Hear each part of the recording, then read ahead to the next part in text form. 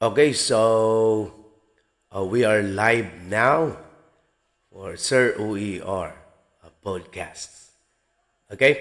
So, hintayin lang natin konti, mga 1 minute, para tayo ay makapagsimula na sa ating tatalakayin ngayong gabi. Okay? Share muna natin ito para at least maraming makapanood sa ating live. Okay? Live broadcast. Ito nga. Saan ba yun? Yun o. Share muna natin to. Okay? So, hayaan nyo munang i-share muna natin ito ha. Para mas marami ang makapanood. At mas marami yung sagit lang. Anyway, itong tatalakayin natin naman ngayong gabi ay napakahalaga. Okay? Napakahalaga. Lalo pa sa ating, tawag nito, sa ating trabaho, sa ating buhay, na pinamagatang when to be silent. Kailan nga ba? Okay? Kailan nga ba tayo ay mag-control no, sa ating dila? Ha? Yung mga dyan. Kalmahan lang, no? Ngayon, mamaya ay malalaman natin kung kailan nga. Kailan nga ba? Ayan, okay? So, ito na. Ayan.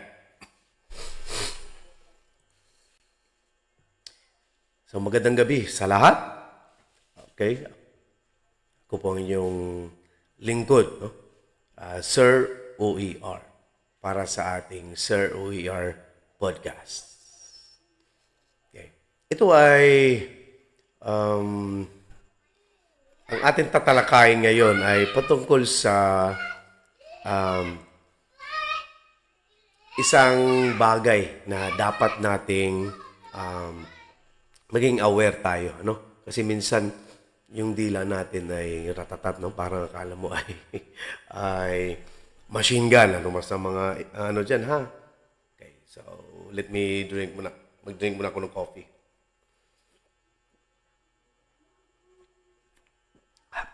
By the way, shout out sa lahat ng mga followers ko, subscribers, at yung iba dyan na ngayon lang nakapanood, no, sa ating podcasts. Please, do share at i-add nyo rin sa Sir OER. Di ba po? By the way, kasalukuyan, no, ang aming bayan, Puerto Princesa City. Dito po ginanap ang Batang Pinoy. Okay, officially, magsisimula bukas. Pero may event na nagsimula na rin kanina. 1 week ito. Okay? So, heto by the way, kung gusto nyong ma-shout out, okay? Type nyo lang. Baka sakaling mabasa, hindi ko alam kung saan makikita yung mga nakapanood ngayong gabi. But anyway, proceed tayo sa ating tatalakayin ngayon. When to be silent. Di ba? When to be silent. Kailan? Kailan pa tayo mag-control, no, sa ating bunganga? Okay? First, dito nga. Tingnan natin. Okay? Saglit lang, ha? Okay.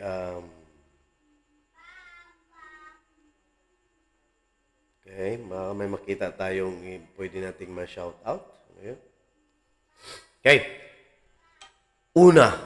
First one. Be silent in the heat of anger. So, what does it mean? Kung tayo ay nasa beast mood, di ba? Kung tayo ay galit, ang mood natin ay talagang gusto nating, nako, sapakin na lang o ano ba, di ba? Saktan na lang ang isang tao. And that's the time na piliing manahimik na lang. Okay? Bakit? Ikaw ay galit, tas may nasabi ka. Di ba? Kung ano nang pinagsasabi mo. Kasi syempre pag galit ka, gusto mo rin talagang gantian eh. And then, di mo alam, mag-receive yung na ano mo, or may nasabi ka na magdudulot din ng pagkagalit din no? Sa kanya, abay mahirap po yun. Ang kalalabasan ay World War III. Di ba? Gera, away. Yan yung dapat nating, ang tawag nito, dapat nating batayan. Okay? So, ano pa ba? For number 2, be silent when you don't have all the facts. Kung sa tingin mo ay hindi ka naman sigurado kasi narinig mo lang mula sa iyong katrabaho, kaibigan, at wala ka namang ebidensya na magpapatunay ay tumahimik na lamang. Excuse me. Bakit? Alam niyo ba na pwede kang kasuhan no, kung sakaling may hindi naman sa paninira, kundi chinismis mo, parang ganyan, di ba? Ano nang pinagsasabi mo sa kanya. At ang pinakahuli pa naman na makakalam ay siya. No? Mahirap po yun. Okay? Kung wala ka naman ng ebidensya, tumahimik ka na lang. Di ba? Mamaya hanapan ka pa ng ebidensya, titudas ka. Di ba?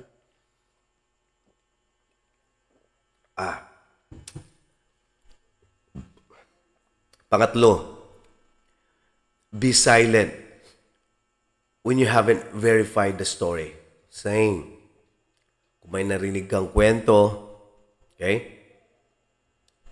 At hindi mo alam yung storya, ganun din. No? Kung wala ka naman ipapakita ng ebidensya or facts, ay mas mabuting tumahimik na lang.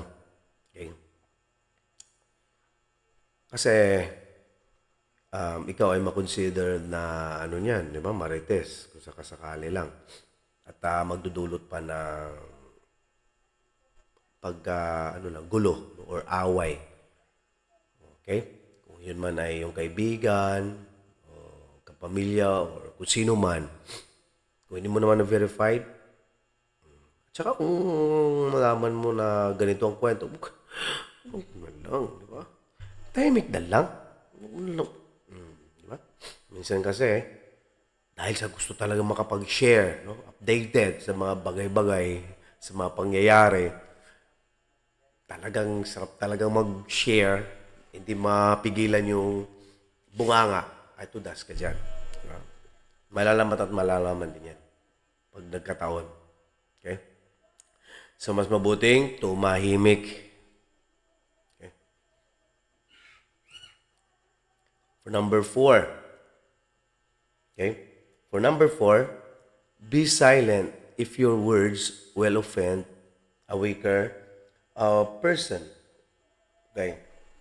Kung sa tingin mo naman ay, kung sa tingin mo na ang iyong salita ay, of course, nakakasakit, no?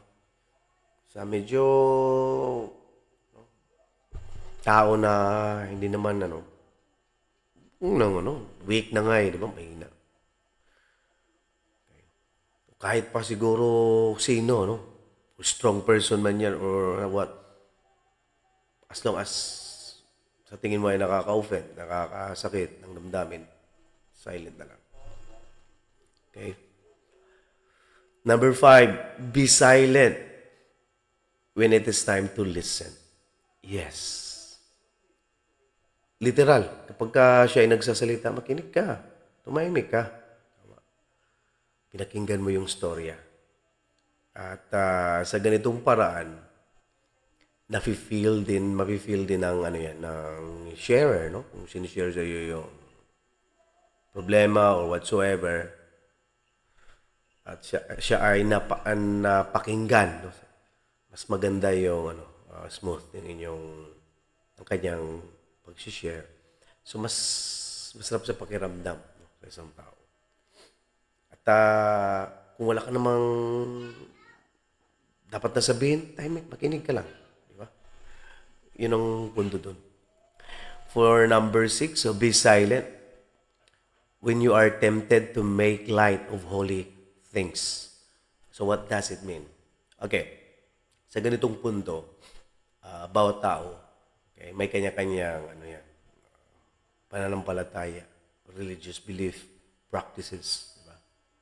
Kung ang iba ay nakita mong ang isang klase ng pagsamba ay sumasayaw, umiiyak, then respect. Respeto po. Okay. At gano'n na lang. Kung may kapatid tayo, no? Ibang reliyon na sila ay siguro may belief na sa tingin natin ay parang katawa-tawa pa. Parang sa tingin mo ay parang ulo ko. Pardon my words. Silent na lang, huwag ka na mag-comment. Di ba? Isa yan sa dahilan kung bakit ang isang tao ay talagang talagang gaganti, di ba? At yun, hindi rin maganda, nakaka-offend ka rin. Timing, respect, lalo pa sa mga practices. Ako, napakarami nito. Kaya, wag mo nang bastusin. Kung ano man, let them be. Kasi, tinuturing nilang banal yan. Kung halimbawa, may nakakalungkot lang kasi may ibang reliyon na binabastos yung mga sacred images. No? Halimbawa, sa Catholic, hindi naman sinasamba yan kasi wala namang kautusan sa simbahan na sambahin ang mga rebulto. Pero siguro may mga ibang reliyon lang na talagang ini-insist nila na sinasamba yung mga rebultong ganyan. Kaya ang ginawa, binabastos nila yung mga sacred images. Which is, dahil sacred yan, nire-respeto yan. Let them be, no? Huwag mo rin bastusin. Kasi, di mo naman lubos na alam, no? Ang kanilang pananampalataya, especially sa Katoliko, sa Catholic, ay sinasabi na hindi sinasambahan. Yet, ang ibang mga tao, pastor, ay ini-insist na sinasamba nila yung ganyan kaya please. Okay? Respect. Okay? Ano pa ba? Yun lang so magandang nito. Okay? Para at least wala namang ma-offend. Diba? Kasi lagi naman sinasabi na respeto lang. Respeto lang kailangan. Okay?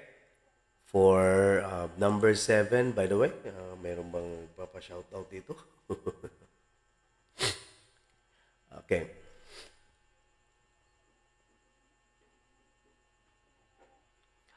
Be silent when you are tempted to joke about sin. So, ito naman ay patungkol din sa yung sometimes sinasabi natin na ay nako, pagsisinungaling. Malit na bagay lang yan, di ba? Or ano pa ba? Ang pagnanakaw ay malit na bagay lang. Di ba? Mas mabuting na lang, tumahimik na lang para at least maiwasan yung mga di ka nais na response or kilos that could harm others. Or, of course, no, it will go against moral principles. Kasi alam naman natin pag nanakaw ay kasalanan talaga yan. Kahit mo sabihin, malit na bagay lang ninakaw ko as long as nakaw yan. O ano ba, naninira ka, mali pa rin yun. Mas mabuting tumahimik na lang. Di ba? Yung gano'n. Wag mo lang, ano lang, yung wag mong gawing parang biro lang, no? Ay, malit na bagay lang, ganito, ganun. Silent ka na lang, di ba? Ano ba yan? Okay. For number 8, be silent if you would be ashamed of your word later. Kung sa tingin mo na ang mga sasabihin mo ay medyo, di ba, pagsisiyan mo, no? Later, ang mga sinabi mo, tahimik na lang. Okay? Madalas dito, ano, yung paglasing ang tao, no? Kung ano nang pinagsasabi. Tapos kinabukasan, ay na, nakalimutan na. Diba? Nakakahiya na. Ano sinabi mo kagabi? Ikaw ay lasing, di ba? Kasi wala, lasing ako. Lasing. Talagang may sinabi ka, di ba? Mga kanyang bagay na pagsisiyan mo, no? Later. Dapat di ko na lang sinabi, nakakahiya. Diba? O kung iano natin sa sitwasyon na, di ba, mga binata at dalaga, di ba? Nung mag-I love you, o, di ba? Mga high school, ano lang. Tas nakita mo, nasabi mo na I love you, nagbago na yung, ano, pakikitungo sa'yo, buti pa, di ko na lang sinabi, sabi ko na nga ba yung mga ganyan, pinagsisihan na yung sinabi, ano, be silent na lang. Pakita mo na lang na, di ba, ikaw ay may gusto or mahal mo, o ano, di ba, ganun. Okay. Ano pa? May mga, ano ba? Okay. For number 9, be silent if your words would convey the wrong impression. Gaya ng mga ano, di ba? Mga, ang tawag dito? Kapag ka ikaw ay, ano na, yung bigo or na-frustrate ka na sa isang proyekto, no? Ginawa niyo yung project. Tapos sinabi mo, wala akong pakialam sa project na yan. Kasi ikaw ay frustrated na, no? At yun naman ay ano, kahit na hindi mo intention na sabihin yun, hindi pa rin maganda, no, sa pandinig ng iyong mga kasamahan, no? Kahit na siguro nasabi mo lang dahil out of frustration, ay hindi pa rin maganda pakinggan sa mga kasamahan mo. Ang impression nun ay, grabe naman tong taong to, walang pakialam, na misunderstood ka tuloy. Imbis na, ano, tumahimik lang, pag frustrated ka, tumahimik lang, para hindi ka ma-misunderstood ng iyong mga kasamahan. Ganun yun. Okay. Number 10, be silent if the issue is none of your business. Tama naman ito. Okay. Kung sa tingin mo naman ay, di ba? Away nila yan. Bahala sila dyan. No? Hindi ako makialam. It's none of my business. As long as hindi ako involved, tahimik ka na lang para, ano ba, hindi na lalaki pa. Ano kaya? Or hindi ka na madawit pa kaya sa gulo or what? May idamay ka pa. If it's none of your business, tahimik ka. Diba? Siguro pwede naman makontrol siguro ang dila natin. Number 11, be silent when you are tempted to tell an outright lie. Okay. So, sa ganitong sample naman, halimbawa ay, yun na nga, siguro ay sa meeting, no, sa session ninyo, ikaw ay na-late, tapos sinabi mo, ay naku, pasensya po dahil grabing traffic. Ano traffic? Sinungaling ka pa. Na instead, na dapat, di ba, tahimik na lang at tanggapin na lang, no, ang katotohanan. Talagang ikaw ay late. Wala nang marami pang ano, di ba? Na late ka dahil siguro ay napuyat sa kakapanood ng Netflix or kaka-scroll ng Facebook or YouTube or even TikTok, no? Tahimik na lang. Di ba? Yun yung maganda. And of course, take responsibility for the truth. Late ka na. Huwag ka na magpaliwanag pa. Alata naman eh. Kahit pa sabihin mo, ay nako, sorry po sir, ma'am, na late po ako. Tapos grabing eyebag mo, laki oh. Ano yung presyo nun? Anong traffic ka dyan? Eyebag mo, laki oh.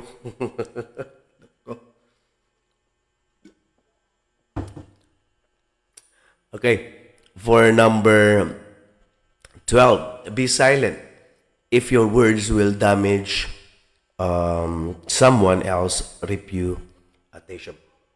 So kung alam mo namang nakakasira, no, ng reputasyon ng isang tao, maging sino man yan, pumahimik ka na lang, uy, parang awa mo na. Di ba?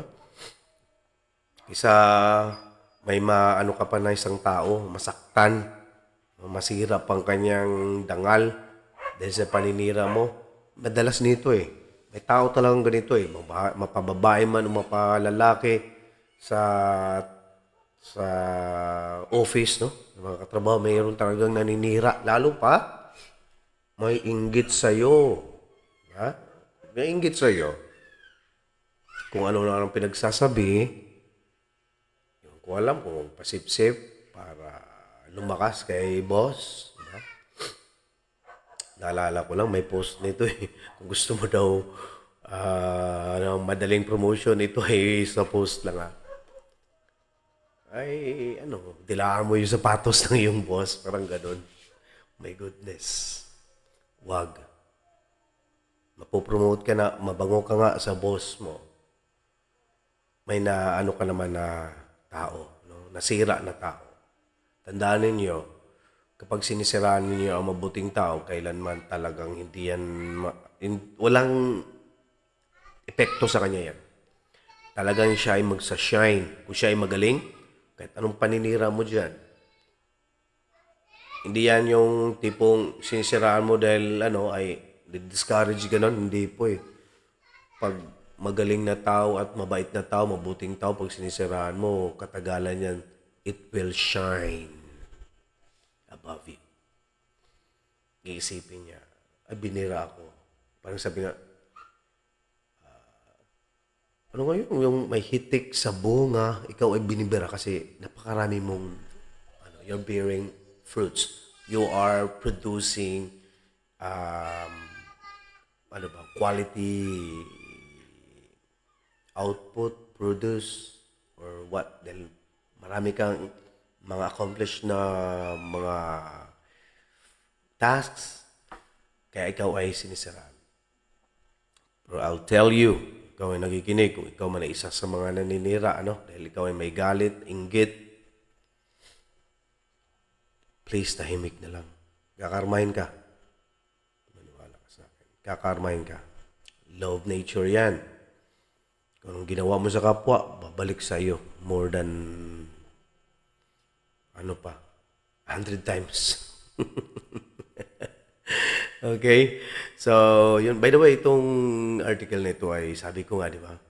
Pag-usapan natin itong mga, yung mga nag-viral na mga articles, di ba? Isa ito, for sure. Ang iba ay dumana sa wall nyo ito. Okay. Number 13, be silent if your words will damage a friendship. So, literal, kung sa tingin mo ay nakakasira, sa inyong relasyon bilang magkaibigan, please. Yan na lang yung mo, kasangga mo kapag ka ikaw ay wala. Kapag ka ikaw ay wala, sinisiraan ka, itong mga friends, mga tunay na mga friendship mo, ang magdidepend sa'yo. Tunay ha, tunay. Ingatan mo yan, sabi nga, diba? Nababasa natin. Kahit kung ikaw ay may isang kaibigan daw na kahit wala ka ay dinidepensa ka, di ba? Alam mo, sinisiraan ka tapos nandoon kayo, hindi naman totoo yan. Alagaan mo yan. Okay. Tsaka, kung may pagkakamali siya, at kung isumbong mo or what, masisira yun, di ba? Huwag na lang, tahimik na lang. Kung may alam ka sa kaibigan mo, pwede siguro in the private. Pag-usapan ninyo, uy, totoo ba yun, friend, na may, blah, blah, blah, blah. Ganun. Instead na pagkalat mo pa. Number 14, be silent when you are feeling critical. Ang magandang example nito ay yung kapag may group activity kayo, di ba? May group activity kayo. Okay. Tapos sinabi mo na, ay naku, may nag-suggest. I suggest that we are going to start from here. And then, tapos baray mo kagad. Ay naku, hindi mo go-work yan. Kinontra mo. Di ba? Instead na sabihan mo na, ayun, maganda yan. So, anong masasabi niyo, press or vice or ano kaya, di ba? Ganun. Pag may nag-suggest, huwag mong birahin na, ay, hindi yan, hindi tama yan, mali man yan. Huwag ka mali. Kaya nga brainstorming di ba? Sharing of ideas. Pag may nag-share, negative or positive, huwag ka na mag-comment, pabayaan mo na. Let your members, mag-decide kung pwede ba yun, okay ba yun or hindi. Huwag mong supalpalin agad.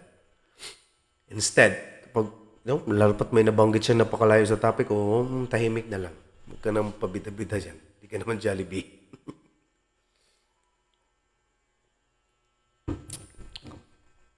Number 15, be silent if you can't say it without screaming. Magandang example nito ay, di ba minsan, parang, hindi pwedeng magsabi, parang, tingkas kasi ulo mo, di ba? Na, naman sa damdamin ng yung, na lang, tahimik na lang. Okay? Kalma ka lang. Sabi mo, you are, di ba? Or, umali ka na naman. Di ba? Huwag naman. Para magkaroon ng magandang komunikasyon kung siguro kamembro mo. Di ba? Kung sa tingin mo ay talagang kailangang isigaw at nakita mong hindi naman maganda may dudulot, kalma ka lang instead. Kalmahin mo sarili mo. Inhale, exhale. Kalma, taas ang bilis. Inhale, exhale. Kalma lang. Pagkakalmado ka na, doon ka na magbigay ng constructive feedback. Kaya, di ba? Ganun yun. Okay, for number 16, be silent if your words will be a poor reflection of your friends and family. Kung may,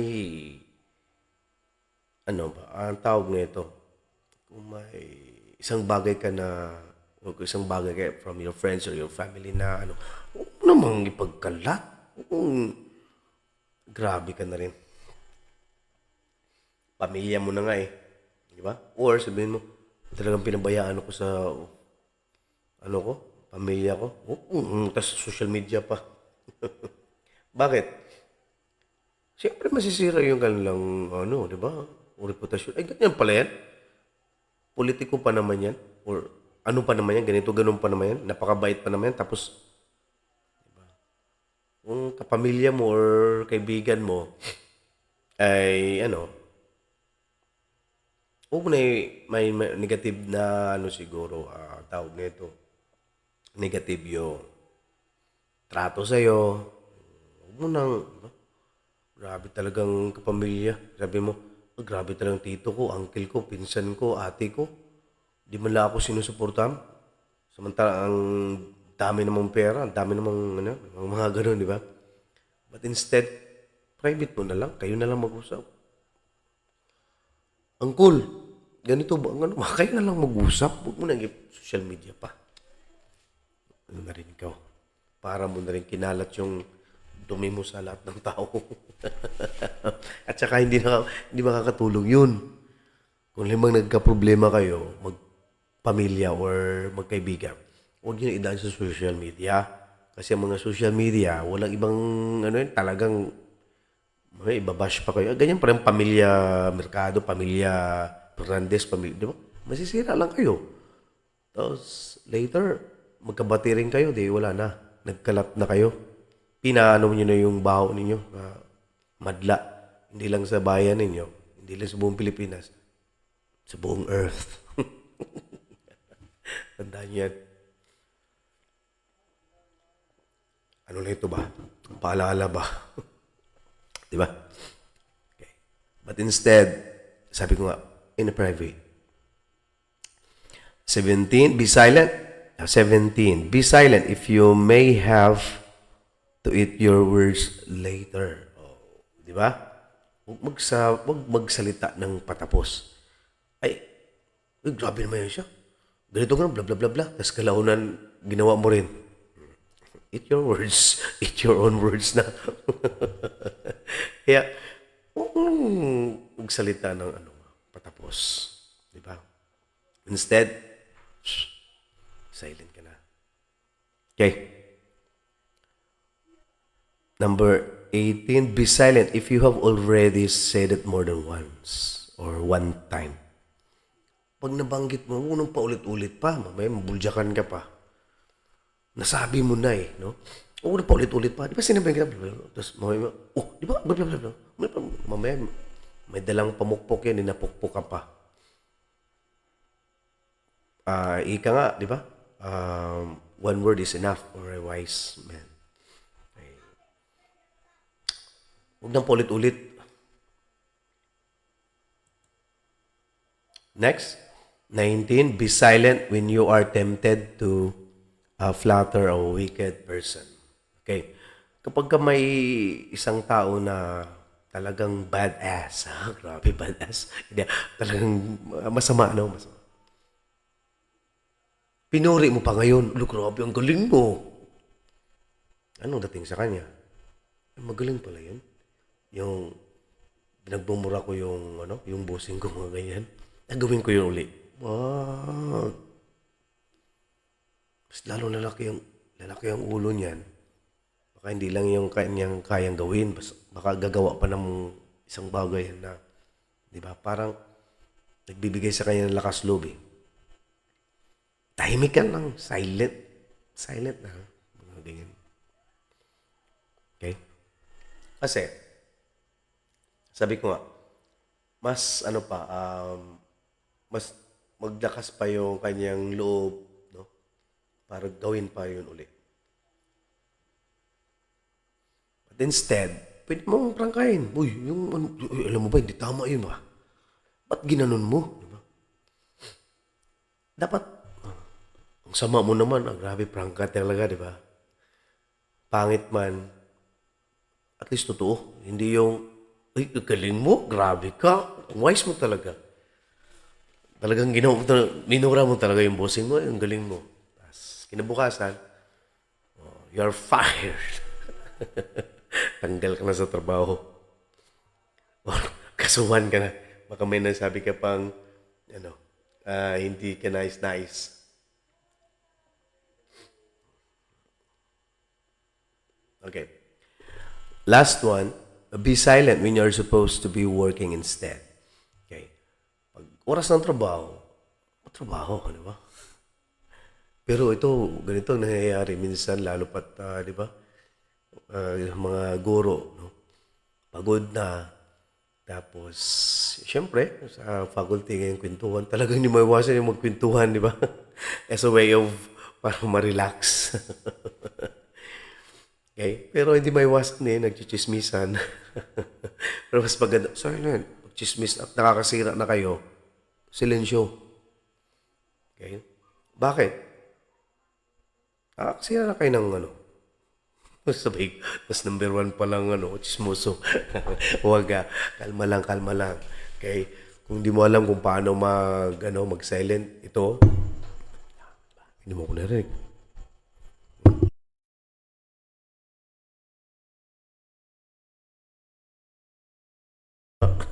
Grabe si Reviewer ba? Naalala ko lang yung kasama ko si Ralph. Shout out Sir Ralph. Diba? ang aming admin. Sabi niya, Sir Wer. Sir O-E-R. Yun, silensyo na. Di ba? Minsan, masarap din makinig sa chismis. Madalas, pag may tinatrabaho, alam mo, nag-encode ng grado, nakikinig ka, pag tumawas at tumatawa ka rin, di ba? Parang sarap din ng feeling na instead na makinig ng music, makinig ka lang doon sa kwentuhan. Pero hindi pag chismis, hindi nakakasira sa, kundi yung mga karanasan, gano'n, di ba? Masaya rin talaga. Na ikaw ay nag-trabaho dyan, nag-encode, ano ba, gumawa ng exam.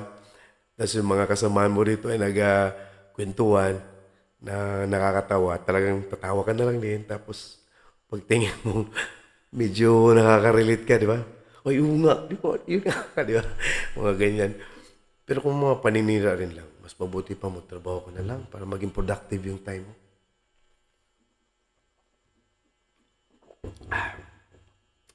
Tama rin, patapos na rin yung aking soda ba? Soda water. We. Henakan. Ano ba ito? Okay, anyway, tapusin ko lang. Okay. Hindi ko alam kung sino ang nanonood ngayon. Okay? Paano ba ito?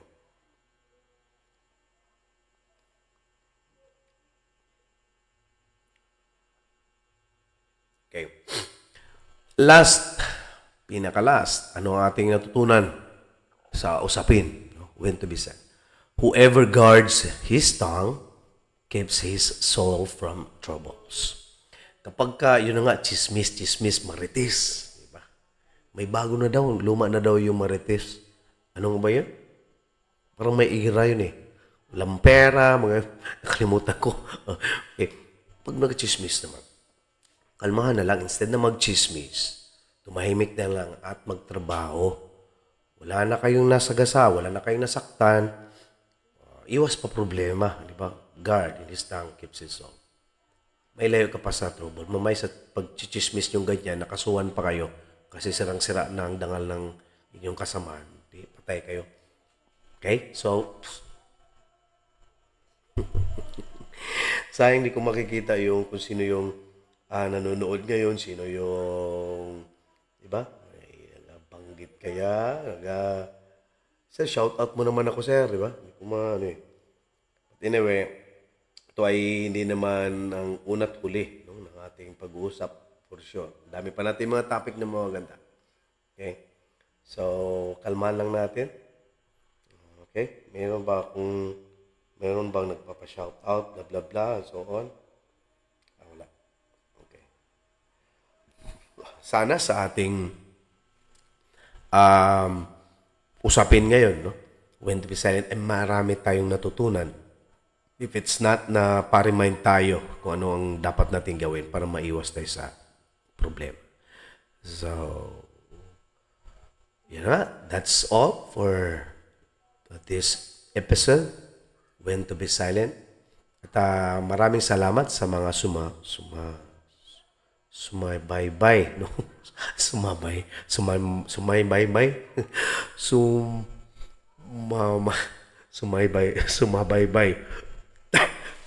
Thank you. Salamat sa inyong pagtangkilik. Sumabaybay. My goodness. Na at the end, no? Until sa end ng ating usapan ay nandiyan ka pa rin nanonood, nagikinig, tumatawa, nag-enjoy, ganoon naman eh. Di ba? So, sana sa susunod po Saturday, Sunday, okay? At baka darating ng mga panahon ay araw-araw tayo, gabi-gabi na tayo, di ba? Pero masyadong busy ang inyong bang lingkod. But anyway, maraming salamat, especially sa mga ka-OER ko dyan, mga OER moderators, okay? Ako, napakalaking nila, ambag, no? Especially sa mga kaguruan. Shout out ko lang. And then yung mga subscribers ko, especially sa aking YouTube channel, Lloyd Benitez de Guzman. Okay? So, panoorin nyo doon yung mga latest na update tungkol kay Sir OER. Shout out ko na rin si Sir Joey Agnas, ang ating tawag nito developer ng SF Project 7. Thank Thank you, sir. Again, nagkikiramay ako dahil sa panaw ng aking kaibigan, no? Kanyang father na si Sir Edwin Agnas Pai. You may rest in peace. Okay. So, at sa lahat ng aking mga kaibigan, kasamahan, katrabaho, especially sa Santa Monica National High School, napakasaya ng pagdiriwang ng no, ng welcome party sa mga delegation from Jensan at Tagum City sa pangunguna ng aming principal na si Sir Harry, no? At sa aming head teacher na napaka-energetic Sir Joey Huerte at sa mga master teachers. Okay? Ma'am Glaisa, di ba? Si Ma'am Billion, sa senior high school. At sa mga MTs ng sa junior high. At sa lahat ng mga guro, hindi ko na maisa-isa talaga. Pasensya po talaga, ha?